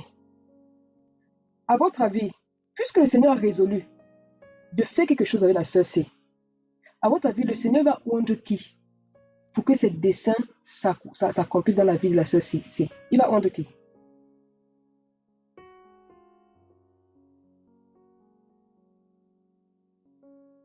La sœur B encourage, la sœur A n'encourage pas. Il va oindre qui? Voilà. Est-ce qu'on a compris quelque chose? tu, quand tu as un souci de Dieu, Dieu t'augmente. Il t'augmente. Je vous assure, c'est un gâchis d'être jaloux. C'est un gâchis de ne pas encourager, valoriser quelqu'un. C'est un gâchis. C'est un gâchis. Mes soeurs, c'est un gâchis. Que tu ne pries pas pour dire, c'est donne-moi une parole qui va fortifier ma soeur. Quand tu pries comme ça, donne une parole. Le Seigneur te donne la parole. Ézéchiel dit quoi? Quand j'ai entendu la parole, l'esprit entre en moi. Le Seigneur te donne la parole, il met l'esprit. Ah! Regardons un autre cas. Oh, je n'avais pas prévu parler de ça. Peut-être ça que le Seigneur veut que je parle. J'ai prévu un truc compliqué là. Alors, parlons de ça. Allons en profondeur. Amen. Allons en profondeur. Ma soeur, sortons un peu de Genèse, Bereshit là. On devait faire juste compliqué là-bas. Allons dans Acte 4. On va prendre les 2 derniers versets, s'il te plaît. Allons-y. Seigneur, bon, hein, j'avais mon programme. Acte 4. Donc, c'est versets 36 et 37. Oui, essaie un peu de lire, voir, s'il te plaît. Joseph, surnommé par les apôtres Barnabas, ce qui signifie fils d'exhortation, lévite, originaire de Chypre, vendit un champ qu'il possédait, apporta l'argent et le déposa aux pieds des apôtres. Amen. On peut s'arrêter là. Amen. La parole nous dit qu'il y a un monsieur qui s'appelait Joseph. Joseph veut dire quoi? Il ajoutera, il augmentera. Amen. Comme on aime bien dire qu'il augmente. D'accord? Joseph, si tu es dans la Strong, clique s'il te plaît sur Barnabas. Il s'appelle, il ajoutera. Effectivement, le Seigneur exauce. Parce que le désir de cet homme, c'était de plaire au Seigneur. D'accord? Le désir de cet homme était de plaire au Seigneur. Il s'appelle, il exauce. Et les apôtres vont donc dire que non. Quand on le regarde, il ajoutera. Quand on le regarde, on regarde ce qu'il fait. On change son nom. Effectivement, le Seigneur a ajouté. Le Seigneur l'appelait quoi? Barnabas. Ils ont dit ce qu'il veut dire, mais le mot là même, c'est ce qui est interprété. Interprété veut dire fils d'exhortation, fils de la consolation. Mais si tu as cliqué sur Barnabas, dis-nous ce que veut dire Barnabas, s'il te plaît. Fils de la prophétie. Ah. Fils de la prophétie. Donc le nom Barnabas même veut dire fils de la prophétie. Mais quand les apôtres lui ont donné Barnabas, on dit ce qui est interprété veut dire fils d'exhortation, mais de la consolation. Exhortation. Exhortation. Ce mot veut dire aussi consolation. Ça veut aussi dire puissant. Tout ça là. Est-ce qu'on comprend quelque chose? Ça veut dire que lorsque tu as le souci, non pas de nuire aux gens, non pas de rapporter sur les gens, mais que tu as le souci d'augmenter les gens. Parce que, pourquoi on a changé le nom de Joseph en Barnabas? Parce que quand les apôtres ont regardé, il faut voir qu'on est dans la pensée juive. Quand ils regardent dans la pensée hébraïque, ton nom exprime ton caractère. Ton nom, en fait, c'est juste le son de ton caractère. Donc, Barnabas, c'était un gars qui était dans la consolation, qui relevait les gens, qui couvrait les fautes des gens, qui exhortait les gens. C'est ça que le gars était, Barnabas. Ils ont ce qu'interpréter veut dire. Ça veut dire que son nom veut dire fils de la prophétie. Mais quand on regarde, son prophétique se manifeste dans l'exhortation, la consolation. Est-ce qu'on voit? Et donc, Barnabas a été augmenté. Pourquoi? Parce qu'il rendait ministère auprès des saints en faisant quoi? En couvrant leur nudité, en les relevant, en guérissant leur cœur, en les conseillant, en les exhortant à marcher sur la voie du Seigneur. Et plus tard, quand Paul écrit ses lettres, Paul nous dit quoi? On nous parle de Paul et Barnabas qui sont quoi? Apôtres. Est-ce qu'on comprend quelque chose, mes sœurs? Ça veut dire que le Seigneur a augmenté Barnabas. Il a augmenté Barnabas. Mais Barnabas faisait quoi initialement? Il était juste là. Parce que quand tu veux consoler quelqu'un, tu ne veux pas consoler quelqu'un et être encore là en train de rapporter des choses qui vont le détruire. Et ça me semble un peu. Ça, c'est un mécanisme par lequel le Seigneur nous réveille davantage. Parce que du coup, tu deviens entre les mains du Seigneur quoi? Un instrument. Ma soeur, retournons dans Genèse. Il y a 2-3 trucs que je vais dire là-bas et puis on va arrêter la session vu le temps. S'il te plaît, retournons dans Genèse. On est dans Bereshit 1.1. Genèse 1.1. Au commencement, Dieu créa les cieux et la terre. Je continue. Oui, s'il te plaît. La terre était informe et vide. Il y avait des ténèbres à la surface de l'abîme et l'Esprit de Dieu se mouvait au-dessus des eaux. Dieu dit que la lumière soit et la lumière fut. Dieu Hmm. vit que la lumière était bonne et Dieu sépara la lumière d'avec les ténèbres. Dieu appela la lumière jour et il appela les ténèbres nuit. Ainsi, il y eut un soir, il y eut un matin, ce fut le premier jour. Amen. Dieu, C'est bon, merci beaucoup. On va, on va s'arrêter là pour ce test-là. Donc, ce passage nous donne. J'ai posé la question avant de faire la transition. J'ai posé la question à savoir comment est-ce que le Seigneur nous allume. Et dans ce passage, il nous montre comment est-ce que le Seigneur nous allume. Donc, au commencement, Amen, au commencement, Jean nous dit, au commencement était la parole. Toutes choses ont été faites par la parole. Celui qui a reçu la parole est devenu enfant de Dieu, n'étant pas né ni de la volonté d'un homme, ni de la volonté de la chair, étant né de Dieu. Jean 1,12. Ça veut dire que lorsque je reçois Christ dans ma vie, c'est là que le commencement de ma vie commence. C'est là le commencement de la vie. C'est pour ça que je disais aux gens qui sont là, qui n'ont pas encore de commencement. Vous êtes invités ce soir à avoir le commencement. Le commencement. Le commencement. Le commencement. Et quand on dit très souvent, j'ai donné ma vie à Dieu, je ne sais pas si c'est une expression biblique, je ne sais pas s'il y a une doctrine biblique qui soutient cette expression-là. Mais pour ma part, je trouve que c'est quand même prétentieux. Parce que ce que tu as avant de rencontrer Christ, ce n'est pas la vie. Ce n'est jamais la vie. Donc, dire que de ma vie à Dieu, c'est en fait, j'ai reçu la vie de Dieu. Parce que tout ce que tu expérimentes avant, c'est la mort. Donc, dire que de ma vie à Dieu, c'est comme si tu as même le choix de ne pas le faire. Quoi. Tu as vraiment considéré la mort. Quand tu vois la mort, tu choisis la vie. Si quelqu'un un jour était malade, il a vu la mort, il choisit la vie. Quand tu vois la mort, tu choisis la vie. Quand tu te rends compte que tout ce que tu vis là n'est que mort, tout ce que tu prends plaisir n'est que mort. Quand tu viens voir le Seigneur, tu dis, j'ai reçu la vie. À ceux qui l'ont reçu, elle a donné le pouvoir de devenir enfants de Dieu, lesquels sont nés. Ils ont été engendrés. Ça, c'est le Bereshit. Au commencement, Dieu engendre. Au commencement, Dieu fait, Dieu crée, Dieu met en œuvre. Au commencement, Dieu crée les cieux et la terre. Au commencement, Dieu crée les cieux et la terre. Au commencement, on voit Dieu qui met quelque chose en œuvre. Au commencement, Dieu t'engendre. Commencement de ta vie, il t'engendre. Tu nais. Amen. C'est le commencement. Donc, toute personne qui s'est convertie est retournée à Bereshit, est retournée au commencement. Au commencement. Au commencement, Dieu qui a l'œuvre, Dieu qui barra, qui va créer, qui va mettre quelque chose en œuvre. Dans un but. Lequel? Parce qu'avant d'arriver ici, on se dit, on va voir le mécanisme par lequel le Seigneur met cette lumière en nous. Parce qu'il dit, on n'allume pas une lampe.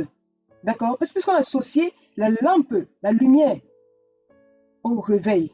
Maintenant, comment est-ce qu'on reçoit cette lumière-là?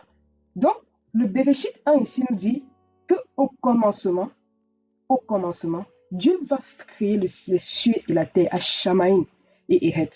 On va s'intéresser à Shamaïm. On va s'intéresser à Eret, la terre. Amen. Donc, la terre. Et maintenant, la terre, cette terre-là, on nous dit qu'il y a quelque chose qui se passe, qui s'est passé. C'est que la terre, elle est devenue informe et vide. Ou bien la terre était informe et vide. Que ce soit le verbe être, que ce soit le verbe devenir, ça ne détruit en rien la perfection de Dieu, je vous assure. Ça ne détruit rien. Non, parfois, on avait critiqué les Bibles en disant que non, était, c'est une mauvaise traduction. Que ce soit devenir, que ce soit être, ça ne détruit en rien. Parce que quand il dit la terre était devenue tohu et bohu, informe et vide, sans forme, vide, c'est-à-dire qu'il y a de l'espace. D'accord? La terre, il a créé les devenus. On voit que cette terre qui est devenue là aussi, regardons ceci, on a aussi ce même procédé-là. On a aussi cette même image-là avec Adam. Le Seigneur va créer, va former le corps d'Adam. Mais est-ce que Adam vivait? Non, Adam était une âme morte. D'accord? Et même le Seigneur avait mis dans Adam un tohu-bohu. Le tohu-bohu, ça parle de l'espace du creux qui se fait, qui s'ouvre. C'est un peu comme un vase. Il y a un creux qui se forme pour pouvoir recevoir quoi? La vie. Donc, le fait que le Seigneur crée Adam et que Adam est une âme morte ne veut pas dire que Dieu est imparfait. Non, il l'a créé comme ça parce qu'il avait prévu souffler dedans. Amen. Il avait prévu souffler dedans. Donc, c'est la même chose la même chose en fait qu'on voit. Ce qui s'est passé avec la terre, c'est la même chose qu'on voit avec Adam. Il a créé comme ça pour pouvoir ensuite, il a fait ça en 2 étapes pour pouvoir ensuite mettre quelque chose dans Adam. Donc, ceux qui avaient vraiment critiqué, insulté, moi j'avais fait un moment, je me suis repenti. Ceux qui avaient vraiment critiqué la Bible, la traduction du Bible n'est pas facile, je vous assure. Même si parfois elle peut avoir des fautes. Moi, je ne suis pas capable de traduire une Bible. Donc, je vais aussi m'abstenir de critiquer. Je ne parle pas des Bibles démoniaques conçues pour nuire les gens, mais je parle des Bibles qui quand même transmettent la foi. Comme moi, je ne suis pas capable de faire ce travail-là, après seulement, je me suis repenti d'avoir critiqué. D'accord? Parce que quand je regarde les lettres hébraïques, il n'y a pas les articles. Donc, quand tu d'abord comprends le sens, c'est fatigant. Mais parfois, ils ont rajouté, ils ont fait les trucs pour pouvoir donner du sens. Mais si vous regardez même dans la leçon, il y a beaucoup de mots qui ne sont pas traduits. Mais si on y va pas à pas, Bereshit bara Elohim, Hashamarim et Et, Bereshit bara Elohim, d'abord Et, Hashamarim, Veret et Het. Va traduire ça en français. Il y a des mots qui ne sont même pas traduits parce qu'on ne sait même pas ce que ça veut dire. Quand tu regardes, le verbe vient avant le sujet, ensuite il n'y a pas d'article, c'est compliqué. Donc, comment je ne peux pas traduire, je m'abstiens aussi de critiquer. Amen. Surtout il y a des Bibles quand même qui transmettent la foi, même si on va dire qu'il y a quand même des trucs, oui, mais il y a quand même des Bibles qui transmettent la foi. Donc, du coup, c'est une interpellation pour ceux qui ont critiqué pour le passé. Vraiment, si vous ne pouvez pas faire mieux comme moi, abstenez-vous de le faire. Abstenez-vous de critiquer. Donc, du coup, la parole nous dit que la terre, là, d'accord, elle est devenue tohu-bohu. Ça veut dire que, j'imagine un peu ce qui se passe. Le Seigneur dit, quand le Seigneur a placé l'homme dans le jardin, il y avait des animaux. La Bible dit que le Seigneur a regardé pour voir comment est-ce que l'homme nommerait les animaux. Pour voir, il a regardé. Ça veut dire que c'est un peu comme un informaticien qui écrit un programme. Et après, il va rester, il va voir comment le programme se comporte. Il va voir comment le programme informatique se comporte. Est-ce qu'il y a des bugs? Est-ce que ça fonctionne bien? Il est resté, il a vu, il est resté, il a observé. Non, c'est pareil. La Bible nous dit que Elohim va créer quelque chose. Et ensuite, il reste, il regarde. Il se rend compte que il y a quelque chose qui se passe dans la terre. La terre devient tohu-bohu.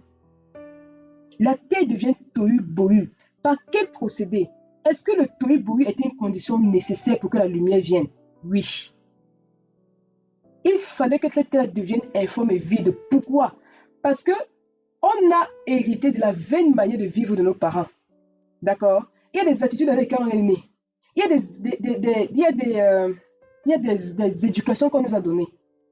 Ça fait que quand tu es engendré par le Seigneur, quand tu es au commencement, quand tu es né de nouveau et que tu as expérimenté le premier réveil spirituel, le Seigneur entend que tu deviennes tohu-bohu. C'est-à-dire que ta forme que tu avais là, tu te dépouilles de ça, un peu comme l'argile entre les mains du potier. Quand le vase a raté, qu'est-ce que le potier fait? Il va détruire le vase devient sans forme, il va le refaire. Ça, c'est le tohu. Et ensuite, il va faire le vase, il va laisser un espace au milieu sur le bohu. Amen. Donc, c'est comme ça que c'est par ce procédé-là que le Seigneur met sa lumière à nous. Par exemple, on a vu qu'on pouvait se permettre, parfois, à cause de l'éducation, parce que quand tu as grandi quelque part où on dit, tu as vu celle-là qui passe, elle est comme ça, tu as vu ton oncle qui a fait ça, donc ça rentre dans tes gènes même. Ça devient même un chromosome en plus. Ça rentre dans ta génétique. Tu sais que c'est comme ça qu'on fait. Tu sais que c'est comme ça qu'on fait. Surtout quand tu regardes, tu vois que maman aussi, elle est commère. Voilà, depuis que je suis petite, on m'a dit que je parle trop. Donc, je n'ai pas trop choisi, quoi. Si je suis née avec, je fais comment? C'est dur. D'accord? Maintenant, quand tu as le commencement, quand le Seigneur t'a fait connaître le commencement et que tu as été engendré, le Seigneur regarde maintenant. Prochaine étape. La terre est devenue tohu bohu. Amen.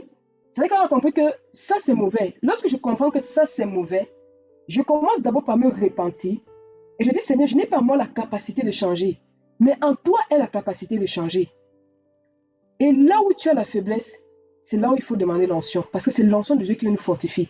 C'est l'onction de Dieu qui nous enseigne. C'est l'onction de Dieu qui nous capacite. C'est l'onction de Dieu qui nous conduit dans le chemin de la vérité, le chemin de Christ. Il vous conduira. Quand l'Esprit de Dieu sera venu, il vous conduira dans toute la vérité. On a besoin désespérément du Saint-Esprit pour toutes les... C'est-à-dire qu'à chaque fois que tu te butes, à chaque fois que tu te rends compte que, ah Seigneur, ici, je n'ai pas la capacité, ici, j'ai hérité, ici, l'onction du Saint-Esprit est là pour ça. Amen. Et donc, je vais présenter quelque chose du fait à l'écran pour essayer d'expliquer aussi. Je vais essayer d'abréger, de vite abréger parce qu'on ne doit pas dépasser aussi le temps qui nous était imparti. Vous voyez quelque chose là? Ok, super. Donc, alors ici, je vais présenter juste le procédé par lequel la terre devient informe et vide. D'accord? Alors, la première lettre qu'on voit ici, j'espère qu'on voit bien ma souris. Alors, ça, c'est le mot terre en hébreu. Hein. On va faire ici. Voilà.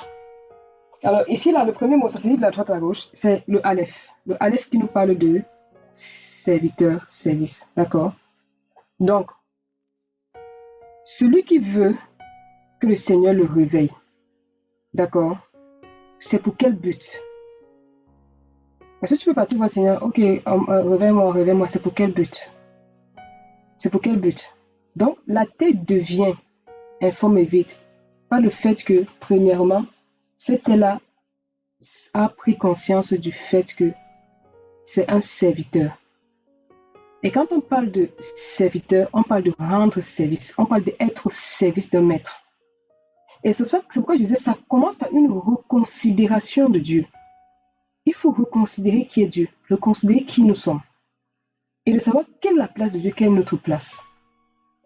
Et Ecclésiaste disait, Dieu est au ciel, toi tu es sur la terre, que tes paroles soient donc peu nombreuses. Parce que quand il avait considéré qui était Dieu, il s'est dit, on ne vient pas devant lui blaguer, lui raconter des bobas. C'est pour ça que la loi disait que si tu as fait un vœu à Dieu, dépêche-toi de l'accomplir. Dépêche-toi à toi de l'accomplir. Donc, en tant que serviteur ici, là, en tant que servante de Dieu, le fait de se soucier de vous, d'être au service de Dieu, de dire Seigneur, je veux être à ton service. Je veux être à ton service. Je veux être utile entre tes mains. Amen. Le réveil spirituel dans la vie d'une femme disciple de Christ, c'est le désir de vouloir être utilisé, utilisable par Dieu.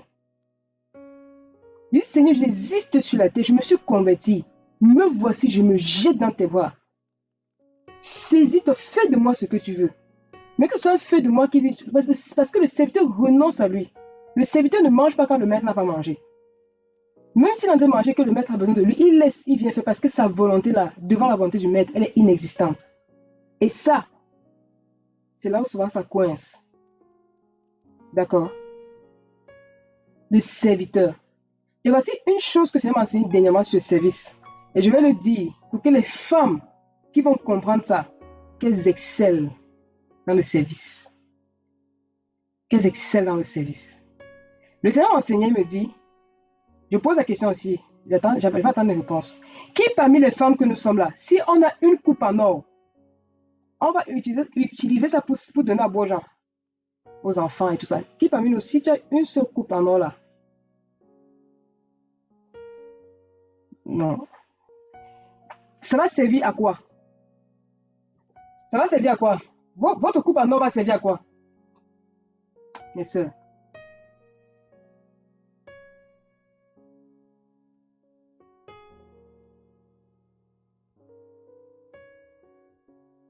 Donc, tu as une seule coupe en or. D'accord?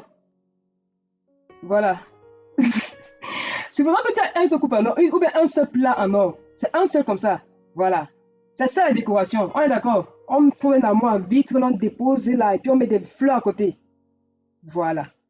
voici maintenant ce que le Seigneur m'enseigne. Le Seigneur me dit, voici ce que Paul dit. Il dit, dans une maison, il y a plusieurs vases. Il y a des vases de terre, il y a des vases de bois. Il y a des vases d'or et d'argent. Si celui qui se débarrasse de toutes ces choses, tout ce qu'il avait cité, la cupidité, la gloutonnerie et tout, celui sera un vase d'honneur, utile à toute bonne œuvre. Amen. Est-ce qu'on comprend? Donc le Seigneur m'enseigne, me dit, vous les hommes, quand vous avez vos vases d'honneur, vous vous en servez pour décorer. Certains ont des invités de marque, ça veut dire qu'on ne s'en sert pas trop. Si on n'a jamais d'invité de marque, on ne va jamais s'en servir. Mais le Seigneur, lui, il me dit, mes vases d'honneur, je les rends utiles, je les utilise. Est-ce que ça parle à quelqu'un? Est-ce que ça parle à une femme? Femme, si tu es vase d'honneur pour le Seigneur, tu es une femme que Dieu met au service des autres, au service de ton mari, au service de tes enfants. Dieu te met au service des autres parce que tu es un vase d'honneur. Quand parfois certaines personnes sont dans le boulot à la maison, ton mari t'envoie, toi, il passe ton m'envoyer. Quand tu sois boniche, ma soeur, parce que tu ne sais pas que dans le royaume de papa, les vases d'honneur sont utilisés, utiles. Je vous assure que quand c'est mon enseigné ça, mon mari s'est même confirmé. Le service de ça. Le service de ça. Le service de ça. Même parmi les frères. Avec ma soeur, on est là, on se dispute de service maintenant. Quand il y a quelque chose, elle me fait, je me fais. Non, on fait deux. Chacune doit être un vase d'honneur. Soyez rechargés ce soir, rechargés. C'est-à-dire qu'il faut que vous me constate que vous êtes devenus des vases d'honneur, conscientes de ça. Consciente. Quand tu sais là, tu ne tombes dans ton mari, tu cours, tu sais à manger. Ma soeur, tu es un vase d'honneur. Tu n'es pas la boniche, tu es un vase d'honneur. Oui, tu es un vase d'honneur. Quand l'assemblée, tu es utile, tu sais, il y a à balayer, tu balayes, il y a à ranger, tu ranges, tu aides. Tu es utile, tu es un vase d'honneur. Oui, tu es un vase d'honneur, femme. Il deviendra un vase d'honneur. Prompt et utile à tout bonne œuvre. Parfois, il y a des maisons, des mamans elles sont paresseuses. Elles sont devenues paresseuses. Elles passent tout le temps à envoyer l'enfant. Parfois, vous ne vous rendez même pas compte que même les enfants le soir sont fatigués. C'est monte, descend. Et toi, tu es assise comme ça parce que tu pèses. Il faut faire du sport. Et tu ne montres pas à tes enfants un modèle de service. Tu ne montres pas. Va porter blanc pour papa. Va faire ceci, va faire cela. Moi, j'ai la grâce que ma mère s'occupait toujours de mon père. Je peux compter le nombre de fois qu'elle me demandait de servir mon père. Elle était toujours là prompte. Le matin, mon père très matinal. Elle était toujours debout pour me servir. Et quand moi je dormais tard, je dormais toujours à 3 h du matin, parfois 4 h. C'est pas à 6 h que j'allais me lever. Hein. Quand elle voyageait comme ça, j'étais en souffrance. Quand elle voyageait, j'ai dit la souffrance de ça. Parce que moi, je ne savais pas dormir tout. Je me couche à 4 h comme ça. Je dis, hey, il faut que je sois debout à 6 h pour faire son déjeuner pour qu'il sorte. Il est matinal. Ne montrez pas un modèle de service à vos enfants. En tout cas, les envoyer. Parfois, il faut comprendre que les enfants sont fatigués. Ils sont aussi parfois fatigués. Donc, parfois, si envoie-le, mais lève-toi si tu fais. Comme ça, si demain l'enfant voit comment on fait. Amen. C'est le Aleph, mes soeurs. C'est la lettre aussi, là. C'est le Aleph. Servir Dieu là aussi, encourager les autres. Parce que tu es au service de Dieu. C'est-à-dire que dans ce que le Seigneur fait là, tu as envie de venir t'impliquer. Tu dis, Seigneur, implique-moi dedans. Même si le Seigneur ne t'a pas donné une tâche, quand tu vois le frère qui prêche passer, frère, vraiment que le Seigneur te fortifie. Tu peux même prier pour que le Seigneur te donne une solution, même par rapport à un problème caché qu'il a, qu'il ne t'a pas dit. Oui, on fait ça. Il faut faire ça, mes soeurs. Oui, beaucoup de me disent que j'approche pas comme ça. La première fois d'approcher là, je prie. Dis Seigneur, je vais encourager le frère là, quoi. Oui, c'est comme ça, il faut faire ça. D'accord? Il faut qu'on soit des femmes quand même qui encouragent. Si tu ne sais même pas encourager un frère, tu vas encourager ton mari demain comment? Comment si tu vas pousser ton mari, tu vas le propulser? Tu ne pourras pas. Parce que tu ne baignes pas dedans. Comme la sœur disait hier que le pardon, c'était pas dans son vocabulaire. Comment est-ce elle devait faire? Mais qu'elle inclut dans son vocabulaire, réveil. Réveil dans tous les domaines. Surtout le domaine intéressant là, réveil. D'accord? Mais il faut prier pour ça. Faut qu'on propulse, les gens sont propulsés. Quand les pieds ont vu Paul, ils n'ont pas commencé à combattre, non, ils ont donné la main d'association. On dit, vas-y, on reconnaît. On reconnaît la grâce qui t'a été faite. Vas-y, frère. Barnabas était un modèle. Si on vous a pas critiqué Barnabas, je vous en prie. C'est un modèle. Je ne sais plus trop, c'était Athènes, je ne sais plus trop. Là où Barnabas arrive et les disciples, il y a une conversion, il va partir chercher Paul pour que Paul vienne prêcher. Et quand Paul fuit de Damas, il arrive à Jérusalem, la parole dit que l'église qui était là-bas avait peur. Il avait peur de Paul parce qu'il croit que peut-être Paul se déguisait pour ravager. C'est Barnabas qui a introduit Paul au milieu des saints en rendant un bon témoignage de lui. C'est le fils de la consolation. Dieu l'a augmenté. Il est devenu apôtre. Dieu l'a augmenté.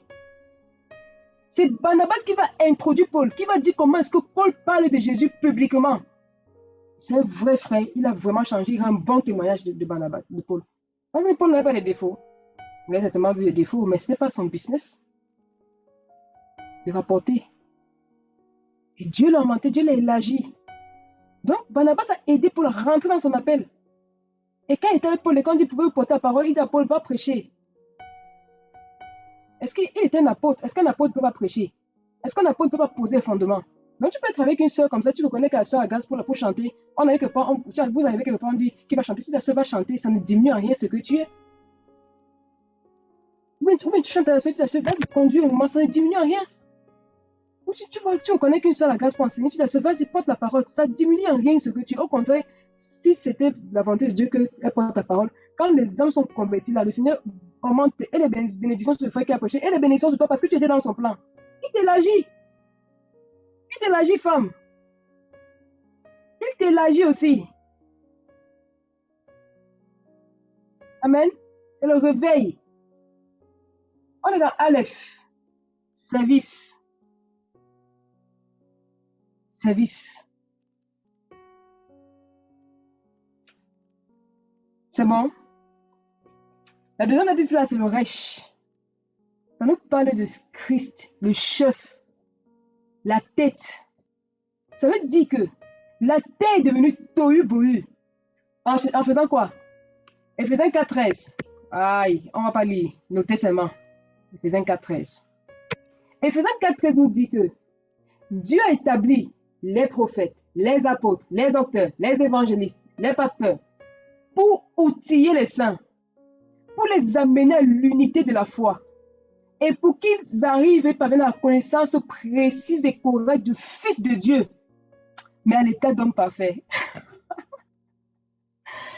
Donc, plus on connaît Dieu, plus on connaît Jésus, le Fils de Dieu, mais en tant qu'un homme, amen, il y a beaucoup d'enseignements que le frère Jacques a dessus. Plus on cherche à le connaître, plus le tohu bohu se crée en nous.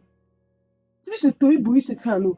Plus on se vide, plus le Seigneur brise. C'est-à-dire qu'avant, tu ne croyais pas que c'est possible de prier toute la nuit. Tu vois, Jésus a l'état d'homme à faire.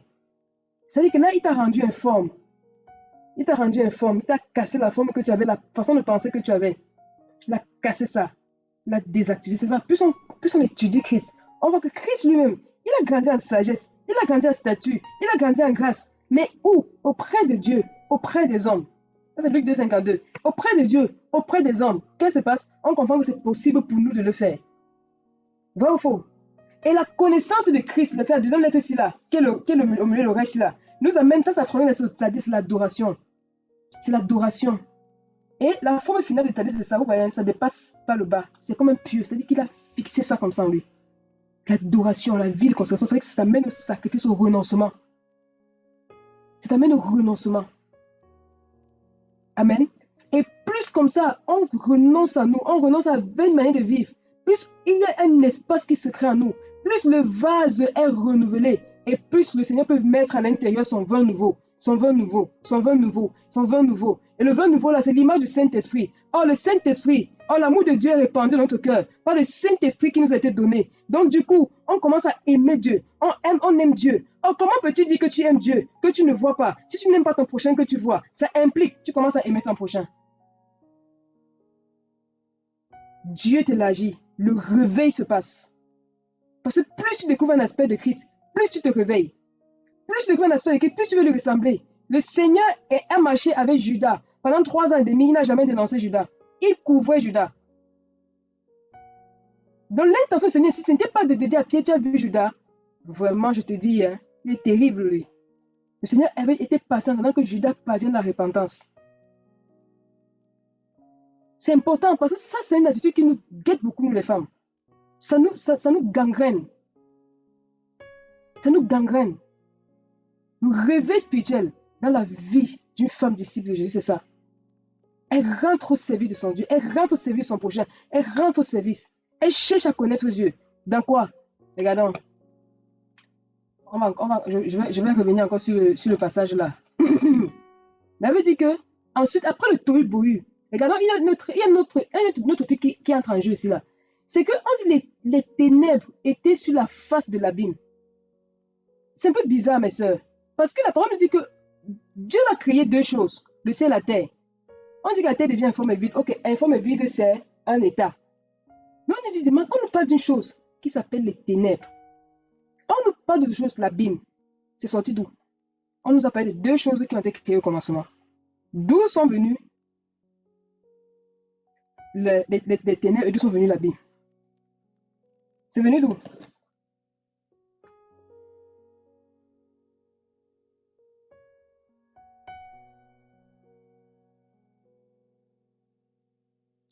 C'est un peu bizarre, hein? Ou pas? Alors, la première chose qu'on va comprendre ici, c'est que les ténèbres ici ne sont pas forcément. C'est pas Satan, pas ténèbres de Satan. Hein. D'accord? Il ne faut pas comprendre ça comme ça. Donc, les ténèbres ici. Bon, Mélissa, on va prendre un passage pour soutenir hein, ce que je dis là. 2 Samuel 22, s'il te plaît. 2 Samuel 22, verset 7.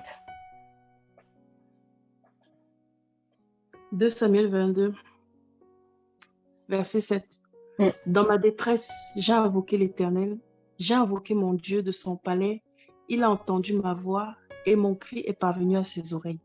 Amen. Verset 12. Il faisait des ténèbres une tente autour de lui et il était enveloppé d'amas d'eau et de sombres nuages. Amen. Le mot ténèbres ici, c'est rochek. C'est le même mot qui est utilisé. Les ténèbres étaient sur la face de l'abîme. C'est le même mot qui est utilisé. Ça veut dire que les ténèbres ici, là, c'était les ténèbres dont Dieu fait quoi? Il fait sa tente avec. Dieu était au milieu de ces ténèbres-là. Dieu était environné de ces ténèbres-là. Et on n'a pas le temps de lire tout ça. Hein. D'accord? On n'a pas le temps de lire d'autres passages. Je peux juste te donner. Hein. Donc, si vous partez aussi dans Exode 14. Exode 14, 19 et 20. Vous allez regarder ça. Voilà, merci. Le mot là, c'est le même mot. Donc, si vous partez dans Strong et que vous regardez les occurrences, vous allez aussi trouver ce mot-là. Donc, ça veut dire qu'ici, les ténèbres n'ont pas été créées. Les ténèbres, ils étaient avec Dieu. Amen. Les ténèbres, ils étaient avec Dieu. Et regardez, il s'est formé un tohu bohu. Mais la parole nous dit que les ténèbres étaient sur la face de l'abîme. L'abîme ici veut dire profondeur. Est-ce que quelqu'un peut vérifier ça? Donc, dans la terre avait en lui, parce que le mot abîme, avait en lui ces profondeurs-là.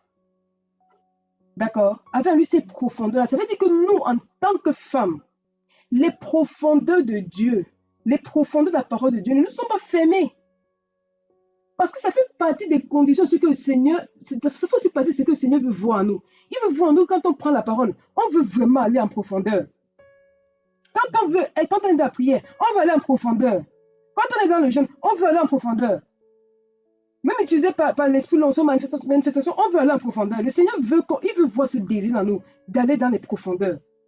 Et les ténèbres de Dieu, c'est-à-dire que l'intimité de Dieu, là où Dieu règne, il vient, il reste à la surface de ces profondeurs-là qui sont en nous. Et qu'est-ce qui se passe? Et encore une autre condition devant. J'essaie de survoler, juste, on va juste s'arrêter à cette partie-ci, on va plus continuer. Il dit, l'Esprit de Dieu se mouvait au-dessus des eaux. Amen. L'Esprit de Dieu se mouvait au-dessus des eaux. Voilà une autre condition. Ça veut dire que la femme, bon, je pose une question. Dans la parole, n'est-ce pas, il y a des livres comme Naoum. Est-ce que nous tous ici, on sait ce que le livre de Naoum dit? Abdias, Néhémie, Habakkuk. Peut-être certains vont découvrir qu'il y a certains livres qui sont dans la Bible. Donc, tu veux le réveil spirituel personnel, tous ces livres ont été écrits pour toi, pour moi. La parole de Dieu, voici comment est-ce que je la regarde. Je regarde comme un plat avec plein d'ingrédients à l'intérieur que je ne connais pas tout. Il y a des petits pois, des pois chiches, des machins, tout ça. Mettez les ingrédients de toutes les cultures. Et je vois ça comme ce plat-là qui m'est servi. Et Dieu en face de moi, et je suis là en face de lui en train de manger. Mais chaque fois que je pille, je dis, Seigneur, ça c'est quoi? Ces petits pois, ça sert à quoi? Il me dit, ça c'est à quoi dans mon corps? Il me dit, je mange. Je découvre, je mange. Je découvre, je mange. Et chaque mot de la parole a été écrit pour nous. Entièrement, comme ce plat-là où chaque ingrédient, élément a été fait pour nous. C'est pour que tu manges. Donc, quand tu prends ta Bible, regarde là et dis-toi que tout ce qui est écrit là, c'est pour toi. C'est pour toi. Tout ce qui est écrit dans cette Bible-là, c'est pour toi. C'est pour que tu comprennes, c'est pour que tu vives. Tout ça. Bon, il faut qu'on ait une reconsidération de la parole. Amen. C'est le pratico-pratique. Hein. Il faut une reconsidération de la parole. Il faut une reconsidération de la parole. Il faut un autre regard. Ce n'est pas qu'on vient piquer. Lis, même si tu ne comprends pas. Lis, ma soeur, lis. Lis. Lis, même si tu comprends, lis.